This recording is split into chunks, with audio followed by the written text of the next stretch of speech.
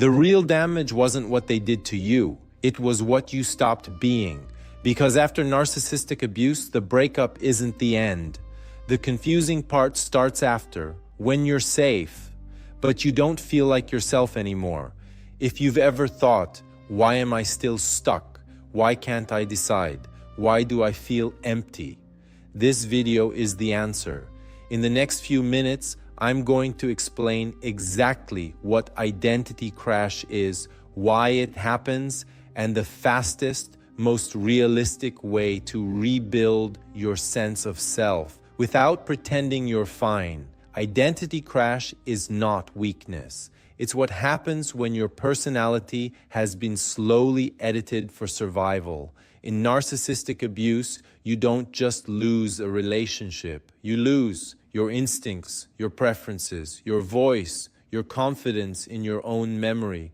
You start second-guessing everything because you were trained to. Here's the key. A narcissistic dynamic rewards the version of you that is smaller, quieter, easier to control. So over time, your brain learns the real me is unsafe. That's identity erosion. And the moment you leave, your nervous system doesn't instantly catch up. So you're free, but you still feel trapped inside your own mind. If this is you, listen carefully. The confusion you feel right now is a predictable after effect, meaning it has a solution. Reason 1, you were living in performance mode. When someone is unpredictable, you become hyper-aware.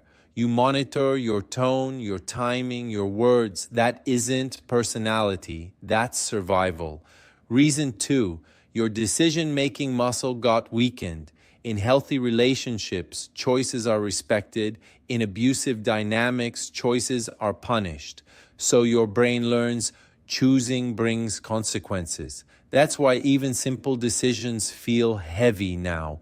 Reason 3, your self-trust was attacked.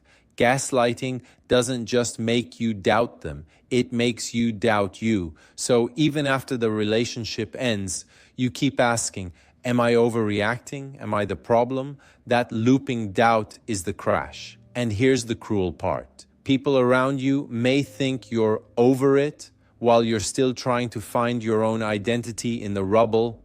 Quick question, no details needed. What part of yourself do you feel you lost? Confidence, your voice, your peace, your ability to trust? Write one word in the comments. Most people try to heal by forcing a new identity. They say, I'm stronger now, but inside they still feel numb, hesitant, and confused. That's because identity doesn't rebuild through motivation. It rebuilds through evidence. You don't think your way into confidence.